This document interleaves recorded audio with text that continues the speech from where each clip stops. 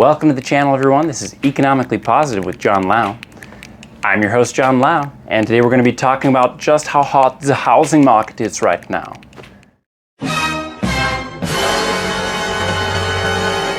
For example, in Bozeman, Montana, prices went up nearly 20% year over year. In Boise, Idaho, prices are up by 28% year over year.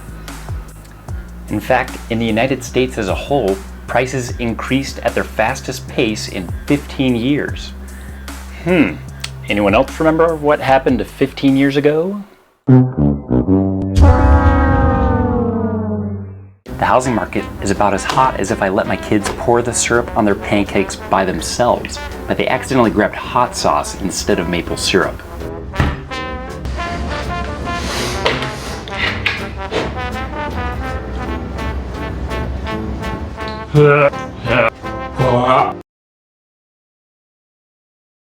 With prices rising so quickly, more and more people are talking seriously of a bubble and subsequent housing market crash.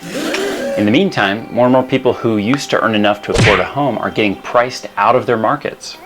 In this video, we're going to answer those scary and important questions like, are we in the next bubble? Is it smarter to wait and see if the housing market will come down in price? If this isn't a bubble, how can I avoid getting priced out of the market?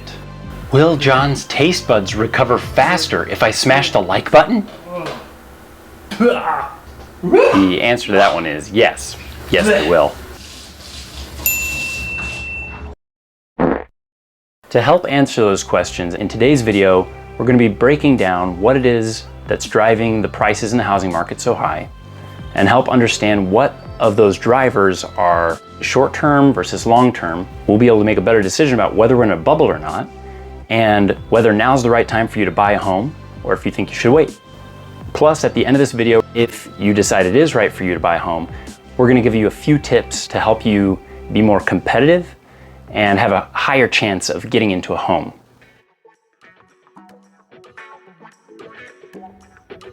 Hey, I'm Jon Lau, and I'm your host for Economically Positive.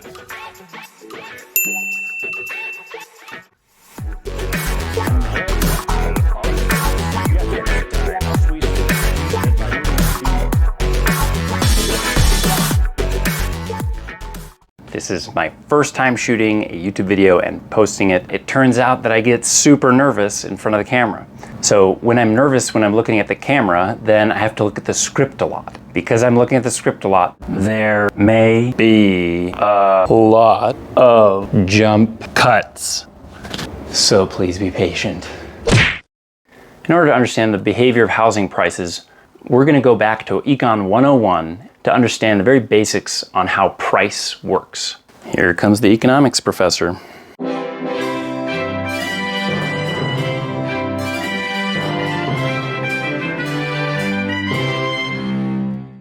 Hello and welcome to this YouTube channel put on by Sir Jon Lau. I'm actually the professor of economics. My name is Professor Jon Lau. You may ask what my credentials are. Let me tell you. I'm a Bachelor of Economics. Watch out, ladies. Oh. Okay. Anyhow, getting on to economic principles, the first and underlying principle of all of economics is scarcity.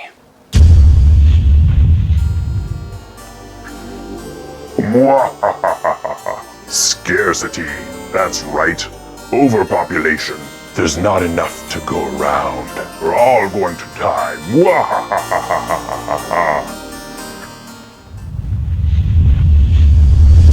No.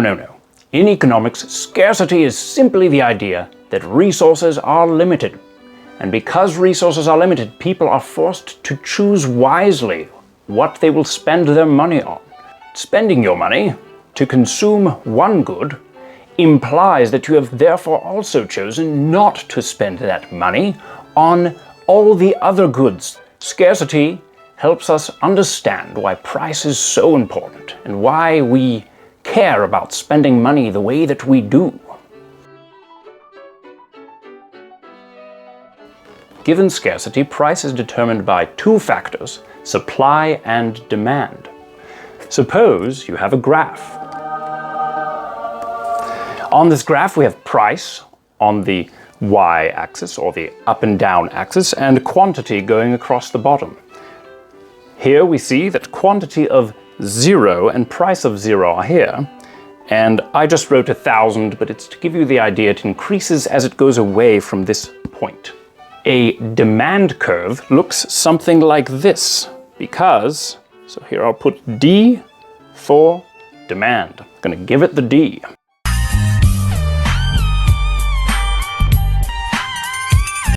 The reason it looks like this is because as you go higher in price, people will want to buy fewer of a good. And as you go lower in price, people will want to buy more of a good. So more people will want to buy it if it's cheap. The inverse is true of the supply curve. So, as we draw it up here, basically if you are a supplier, you're in the business of making sweet moolah. If the price is close to 0, you are not incentivized to produce very much at all. As the price increases, however, it's worth making more of this product in order to sell it and make a profit. Where supply and demand meet is what we call the market equilibrium, where there's as many people willing to buy at a certain price as there are sellers willing to sell at that price. And this is something that almost as if by magic, the market figures out on its own.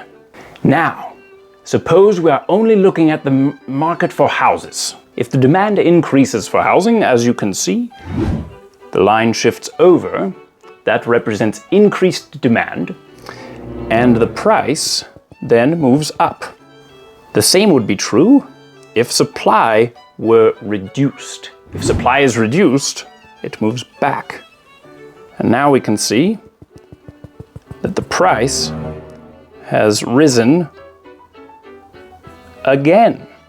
As you can see, the increase in both demand for housing that we've seen in the market, as well as a reduction in the supply of housing, have both compounded on each other for an incredibly higher price in today's market. This has been the Bachelor of Economics. Ladies, we'll talk again. I turn the time back over to John to explain further what is causing these things to shift.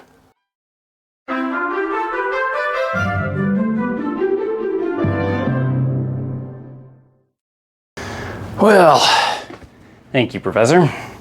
I appreciate your expertise. Let's go ahead and break down what is it that's driving the supply down in today's market and what's driving demand up. Let's start with demand. First thing that's affecting demand in today's market is interest rates. Lower interest rates means you can afford a bigger loan and still pay the same monthly amount. Number 2, remote work. With this one, the pandemic has shifted demand from being near headquarters in the cities to having more space in your home, with all the time that people are now spending there both working and during lockdowns. This one could affect you differently if you're looking at buying housing within a big city versus outside in the suburbs. Number 3, increased savings. Because of the pandemic, people have been on lockdowns and unable to travel, unable to go out to the movies, unable to do things with big social gatherings as much as they used to. And so this has led to people spending less money. On top of that, there's been some huge stimulus packages, at least in the United States, that have also been dumped into people's accounts. This has led a lot of people to have enough money saved up for a down payment that normally wouldn't have. So again, all of those things have bumped demand out, increasing the price. So now let's talk about what's affecting the supply for houses. 1, a low supply of existing houses. There are fewer people selling their homes due to lockdowns and the lack of mobility for people to go and see homes or to invite people into their home to show it. So this is something that's been caused by the pandemic. Number 2, material shortages are affecting new construction. For example, southern yellow pine, normally the cheapest and most widely used lumber for home construction and framing, has gone up over 200% since last year for a couple reasons. Sawmills were either shut down or had such reduced capacity that they weren't able to produce as much as in a normal market. And number two, all those DIYers out there, you know who you are. A lot of those DIYers at home have been using a lot of lumber as a therapeutic outlet. And so that is lumber that was not able to be used in home construction. Thanks a lot, DIYers. I hope you're feeling pretty sane. Number three, there is only a finite amount of land, and so that gets reduced over time as the population continues to grow. Now that we know what supply and what demand factors are influencing the price of houses, in order to decide if this is really a bubble, there's a few things we need to know. First off, we can look at each one of these and determine which are long-term versus short-term impacts. We can more logically decide whether the price of housing is actually going to come down significantly or not. But before we look at the long and short term, there's one more factor that could greatly influence whether we're in a bubble or not, and that is the current state of our banking system, or is lending out of control? Let's just nix that one right away so we can get back to the real issues we've been talking about. According to The Economist, in contrast to 15 years ago, banks' balance sheets today have solid foundations. Underwriting standards remain tight, with lenders keenest on borrowers who have good credit histories. I'm actually happy to do a deeper dive in another video. Just leave comments below if that's something you're interested in. In the meantime, we're going to go back to looking at the impact of supply and demand on the price of houses. Here's that list of factors driving up the price of houses. If any of these are short-term and could suddenly go away, that would lead to a drop in housing prices. Let's take a look at each and see how likely that is to happen. Interest rates. Luckily, the Fed has announced that they are going to keep interest rates low for the next couple of years. And so this one isn't a huge risk. By pushing it out for a few years, they're adding some needed stability to the current crazy market. Number two, the demand for more space. This one, I believe, is around to stay, and that we've seen an actual shift in the behavior of both people and employers as we've done this great social experiment of people actually proving it's possible to work from home for many jobs that normally were held in a corporate office. Number three, increased savings. This one will likely come down as lockdowns are relaxed, as vaccinations go up, and life goes back to normal. Also, the stimulus is obviously going to go away because you can't just continue to print and dump money without any increased production to back it up, because then that leads to hyperinflation. As for the supply side, number one, the supply of existing homes should go up as pandemic restrictions are relaxed and people are more willing and able to sell their homes and list them on the market. Number two, materials shortages. Again, as the pandemic kind of winds down and sawmills go back up to full production, we should hopefully see the price of lumber and other materials come down similarly. So number three, the amount of space that's available. Remember, because there's only a limited amount of space in these booming and growing suburbs, then as the population continues to grow and every year the remaining land is being bought up and houses are being built, the supply continually decreases, driving the price up more and more over time. So looking at all these various factors, we can see that several of them are short-term, and that because of that, it's very possible that the price of housing will drop significantly from where it is today. But here's what I think. You can let me know what you think in the comments below. When you look at the remaining two factors, both on the demand side with people now valuing open space and being spread out, as well as the fact that the population continues to grow, and so the supply of available land in these various suburbs is actually decreasing over time, I believe these two factors actually impact the price to a much higher degree than the short-term factors do, even in the short term. But most definitely they'll win out in the long term. Notice how the increased demand actually also increases quantity being bought, despite the higher price. This makes the supply of limited land and space get reduced faster, and therefore the price goes up more quickly. If you are in these suburban areas that are exploding right now, I don't believe that is a bad investment. I believe that those those investments in the next 5-10 year time frame and later will only have gone up from where they are today, regardless of what they do in the short term. If, however, you are in this market to buy and flip and sell or something like that to try and get a short-term profit, get a bunch of cash as soon as possible, I think that you're running a much higher risk than you may have during other years in the housing market.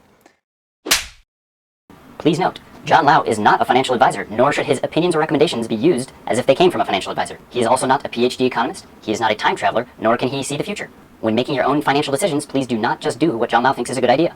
Make your own educated decisions based on your own research, and go from there. What?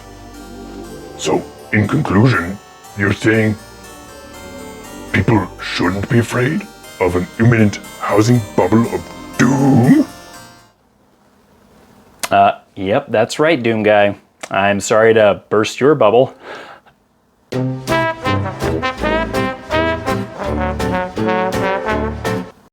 So now that we've decided that there's no Imminent doom bubble that you need to be worried about.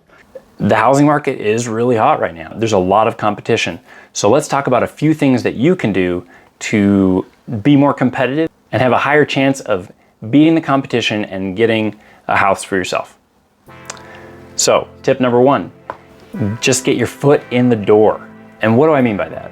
Maybe you've saved up enough that a year ago you could have bought a 2,000 square foot, 3-bedroom single family home. And now that same money that you had saved is only enough to get you an 1,100 square foot condo with no yard. Well, while that does absolutely suck, the fact is, getting your foot in the door will allow your money to grow with the market as opposed to sitting in a savings account and not growing. And then you can always continue to save on top of that to kind of trade up in a few years.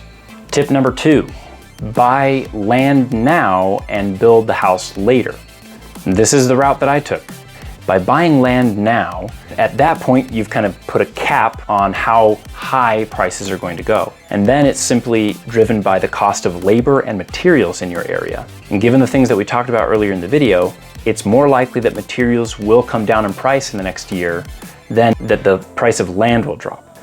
Tip number 3, when making an offer, add a personal touch.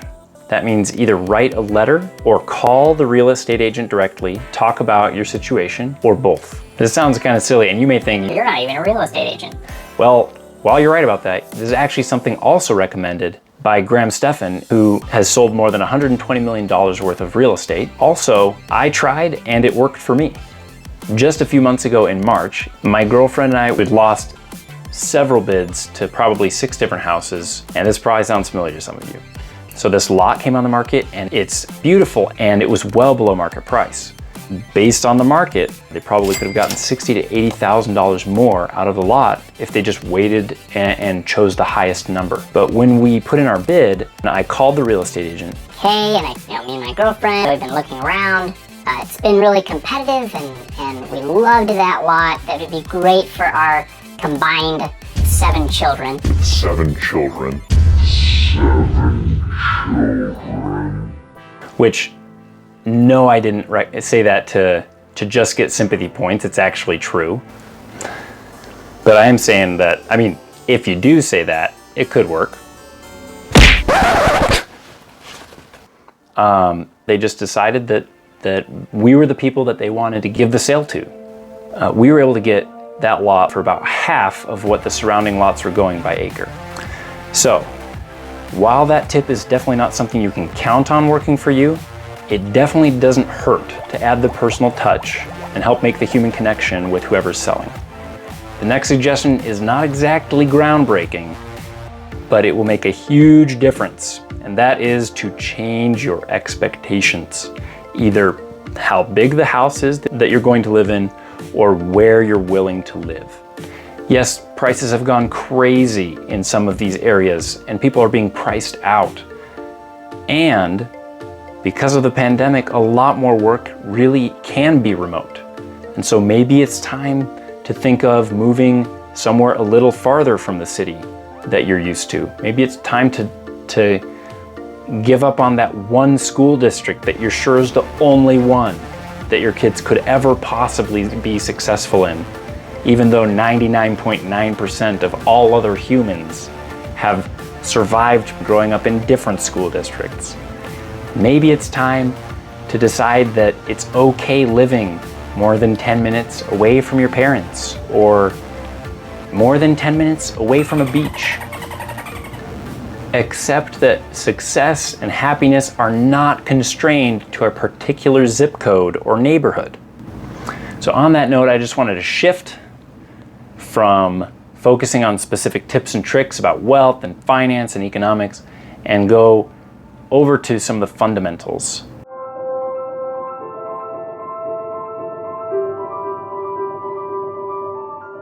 Your worth as an individual does not come from how big your bank account is, from how well your stock portfolio is doing.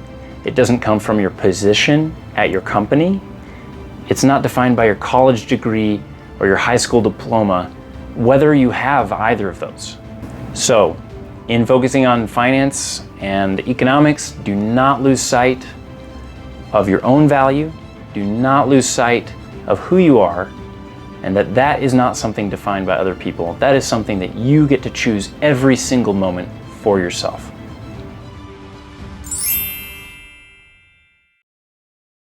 Thank you so much for tagging along through this video. I'm hoping that we can connect more through the comments below. Hit that like and subscribe button. Hit that notification bell. There's more coming up in the future. It's gonna be crazy.